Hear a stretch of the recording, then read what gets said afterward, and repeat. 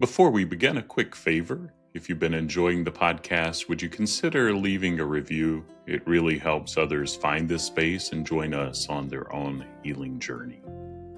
And if you haven't already, you can get your free IFS guided meditations at exploreifs.com.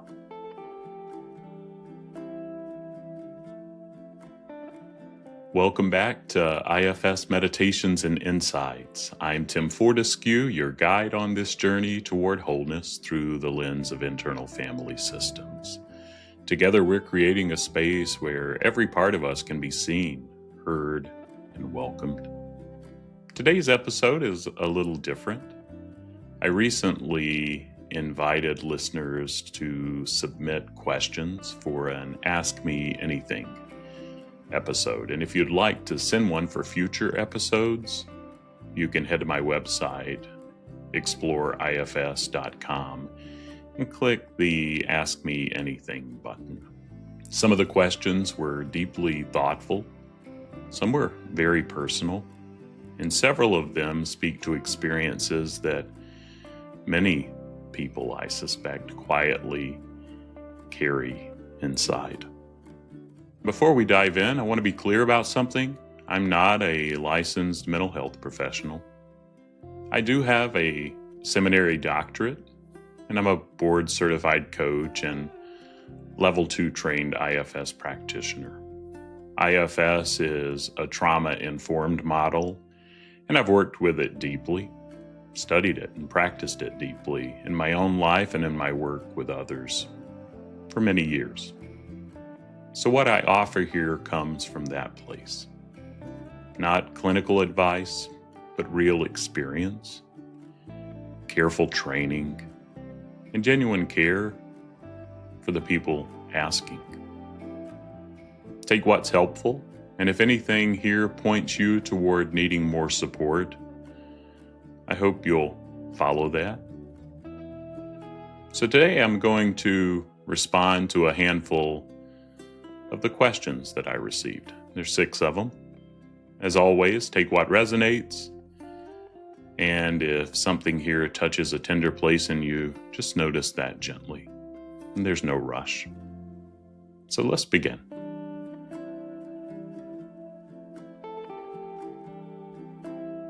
So let's start with question number 1. Does IFS connect with dissociative identity disorder? And how does healing lead toward integration? And this is a really important question, and I want to answer it thoughtfully. I'll say up front, if you or someone you love is navigating a DID diagnosis, working with someone who can understand them and where they're coming from, and they know and are trained in trauma and have learned about dissociation is really important. What I can offer here is the IFS framework as a lens, and not particularly clinical guidance for that specific work, but IFS has a lot to offer this conversation. And as I'd mentioned before, it is a trauma-informed model. Internal family systems begins with a simple but powerful idea. The mind is naturally multiple. We all have parts that plan, parts that worry, parts that protect, parts that carry hurt. For most people, these parts operate in the background, but in dissociative identity disorder, DID, those divisions become more extreme because the system had to survive overwhelming experiences. From an IFS perspective, those identities are not seen as something pathological or wrong. They're understood as brilliant survival strategies. The intention of IFS is not to eliminate parts. It's integration through relationship. And integration in IFS doesn't mean blending everything into one personality. It means something closer to cooperation.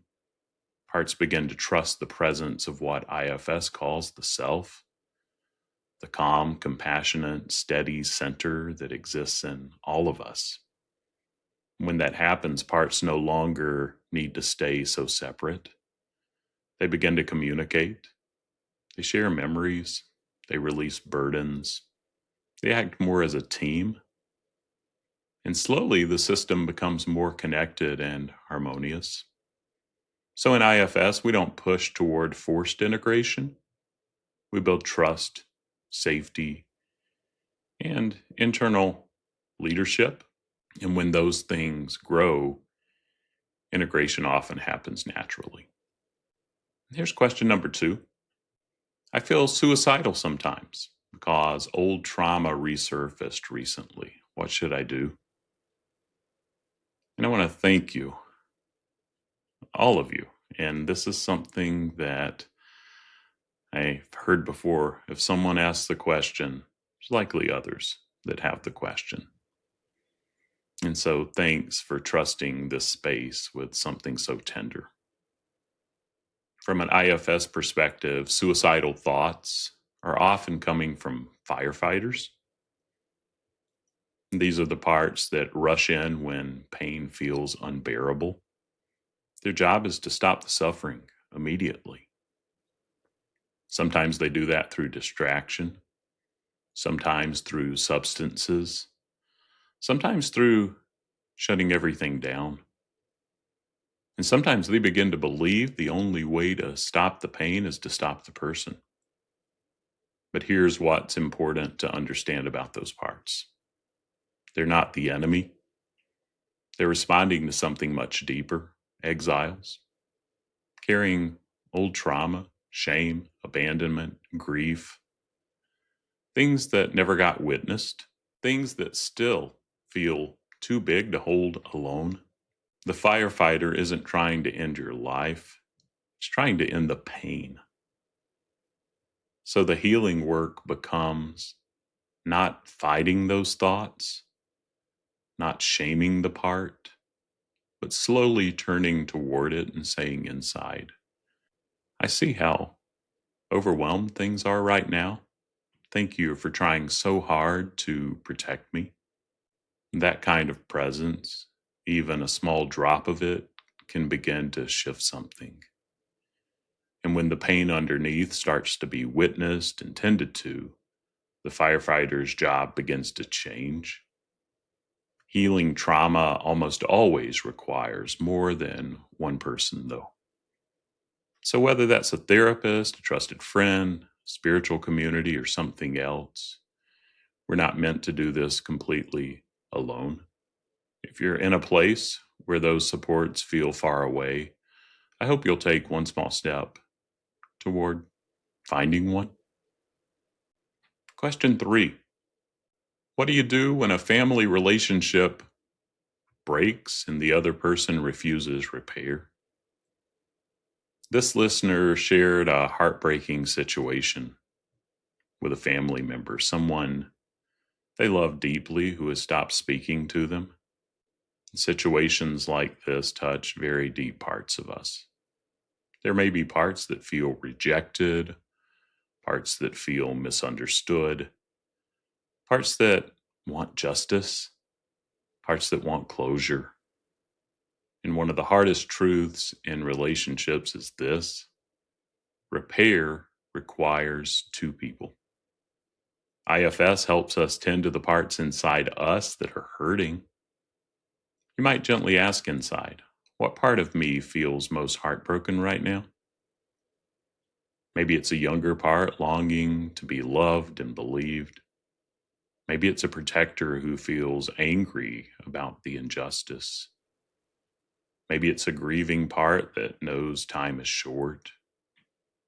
You can offer those parts compassion.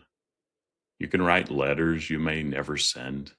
You can speak love toward that person, even if the other person never responds. Sometimes the deepest healing is allowing ourselves to say, I did my best.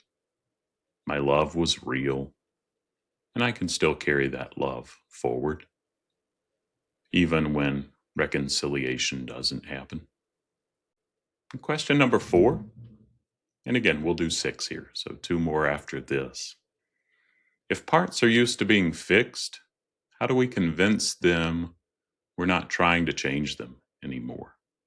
This is such a beautiful and honest and real question.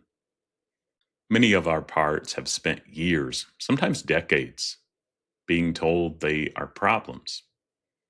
Too emotional, too anxious, too controlling, too much. So when we start doing parts work and say, I'm just here to listen, some parts don't believe us. And honestly, that makes sense. Trust builds slowly. So instead of convincing them with words, we show them through consistent presence. Each time a part shows up, you might say, I'm not here to change you today. I just want to understand what your job has been. And then actually follow through. No fixing, no pushing. Over time, parts begin to realize, oh, this is different. And trust grows. Here's question number 5.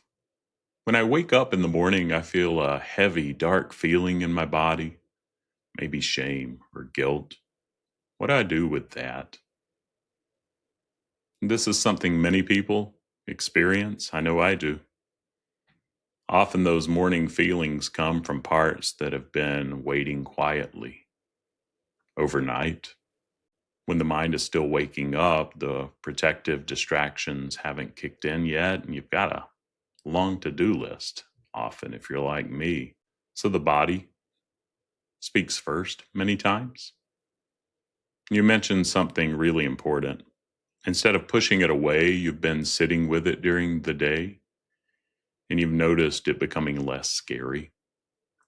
And that's actually a powerful form of healing. Instead of asking, how do I get rid of this feeling?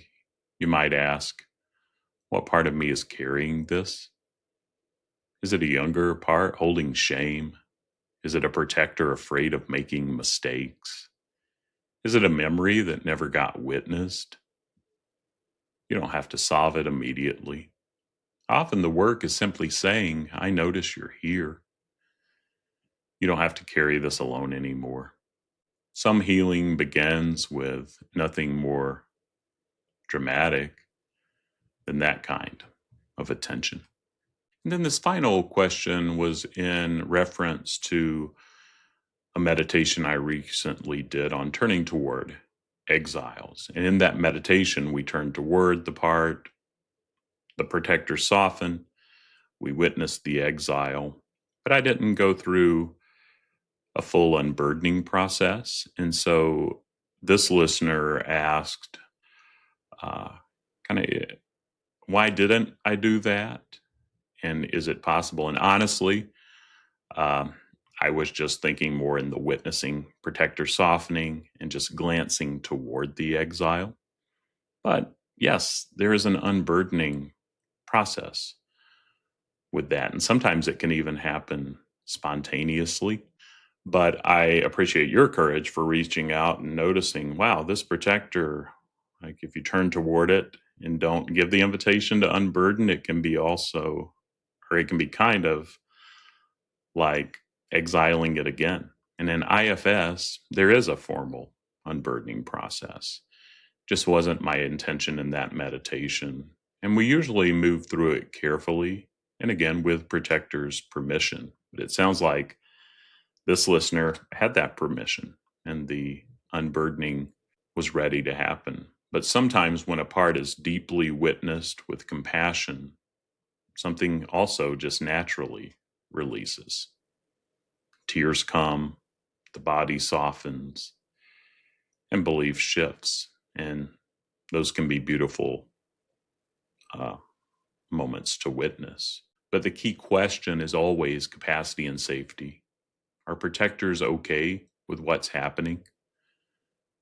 Does the system feel grounded enough?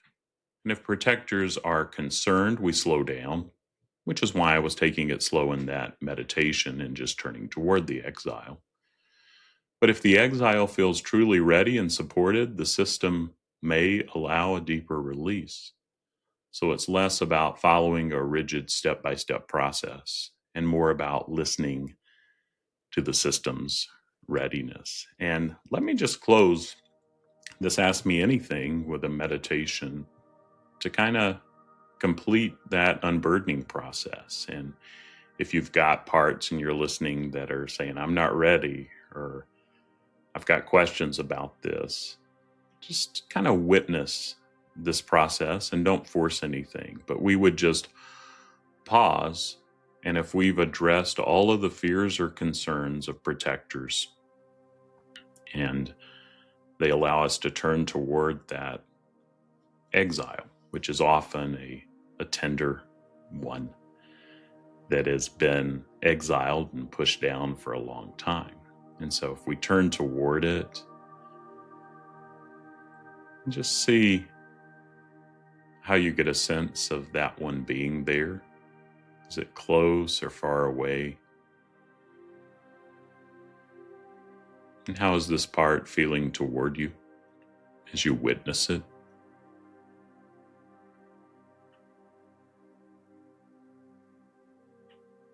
And if there's openness, if it's open-hearted to see you and you are open-hearted to see that part, just say, what do you want me to know? I want to fully see you and understand you. And take your time here, and I encourage you to, I'm doing this twofold. One is to show what that unburdening process looks like, and then to lead you through the process. And so maybe you're watching or listening just from, I want to understand this approach versus actually turning toward the exile and unburdening. That's okay. If your exile is open, pause this recording and take all the time you need right now to let that young, often young, tender one feel fully seen and understood. And if you're noticing any tightness or tension, hold off. That's those protectors jumping in that have questions. But there is hope, and we can help this young, tender one.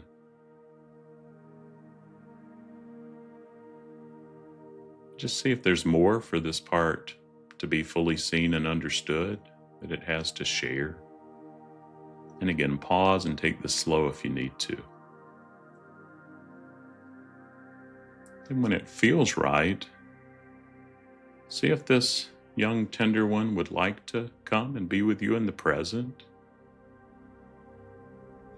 If it's stuck in the past, and often they are,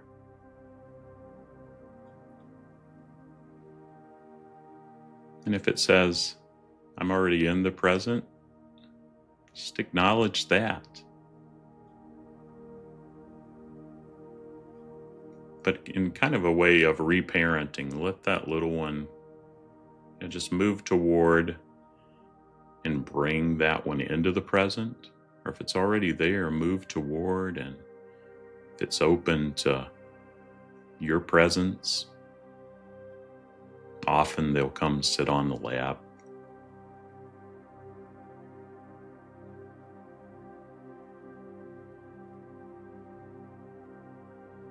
Just let that little one come into the present if it wasn't there in a comfortable place.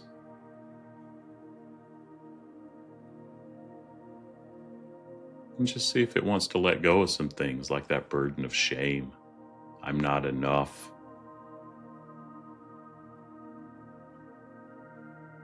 And it can release that. One of the elements is often the way it goes: earth, fire, water, wind. Maybe it wants to cast those burdens into the ocean. Yeah, just let go of whatever it wants to right now. And this is always a process you can come back to. My unburden often with my little ones. But yeah, just release however it seems appropriate and trust your system. And again, pause again if you need to. And then when it's all out, see if you're feeling a little more spaciousness. Just kind of see how that little one's feeling toward you, you toward it, and if there's still open-heartedness.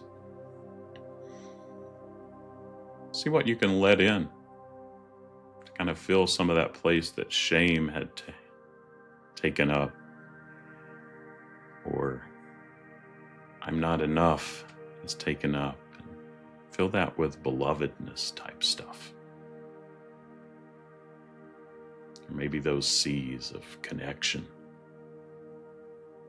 courage, clarity.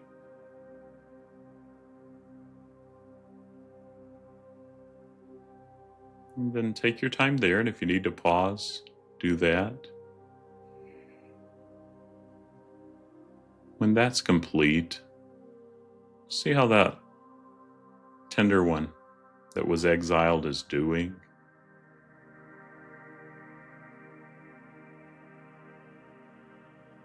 And it's a good time here too. Check in with those protectors that may have been protecting this little one for a long time. See how it was for them to witness that. And let them know they can let go. They don't have to work so hard. We're not trying to put them out of a job, but they have some burdens now that they can let go. That they see things are different, they can do that. Same thing to the earth, wind, fire, water. And then when that feels complete, and again, pause here and take your time if you need to. See what they can let in now that there may be a little more spaciousness.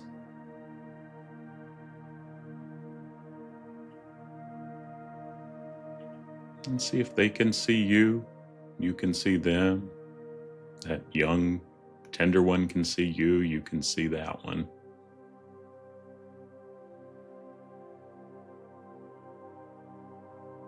And just see if that young, tender one needs anything else.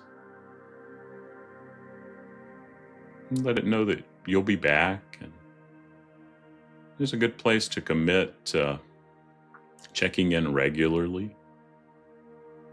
I think Schwartz would say daily.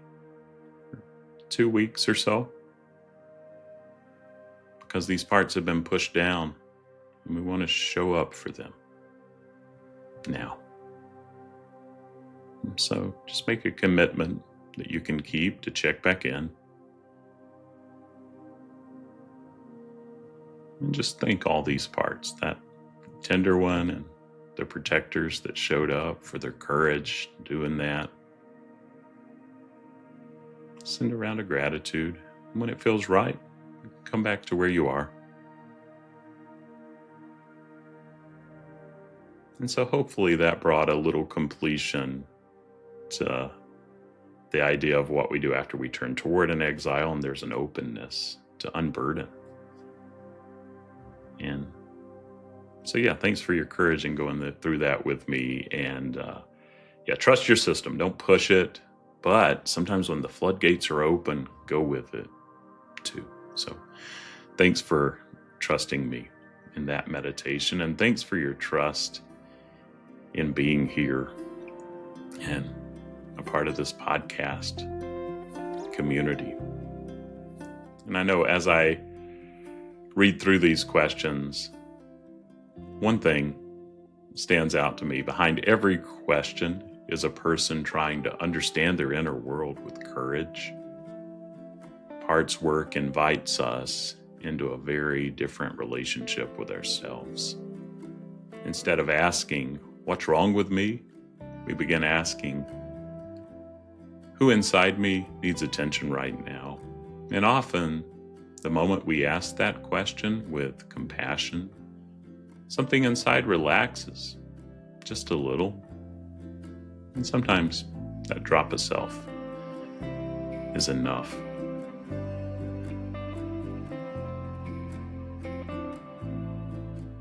that wraps up another episode of IFS Meditations and Insights. If today's episode was meaningful to you, please follow, subscribe, and share with someone who might need it. A positive review helps more people find this healing work. And don't forget, you can get your free IFS meditations at exploreifs.com. And until our next session, be gentle with yourself, and I'll try to do the same, because we're beloved human beings.